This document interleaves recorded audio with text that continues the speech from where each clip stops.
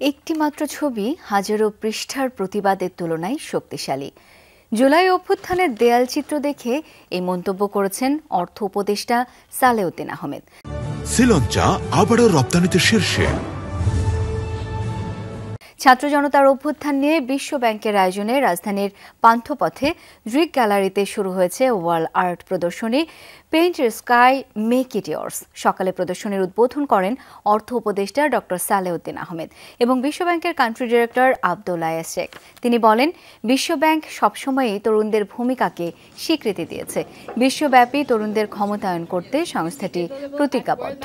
প্রদর্শনীতে ছাত্রদের আঁকা বিভিন্ন দেয়ালচিত্র এবং শিল্প প্রদর্শন করা হয়। ঢাকা, রাজশাহী, খুলনা, সিলেট, চট্টগ্রাম, বরিশাল, কুমিল্লা, রংপুর, খাগড়াছড়ি ও বান্দরবান সহ 11টি জেলা থেকে এসব দেয়ালচিত্র সংগ্রহ করা হয়েছে। 30 নভেম্বর পর্যন্ত চলবে এই প্রদর্শনী। Students, they have expressed it very aptly. I was looking, this painting, for example, a dove is there and the olive. You see how a child has expressed the peace.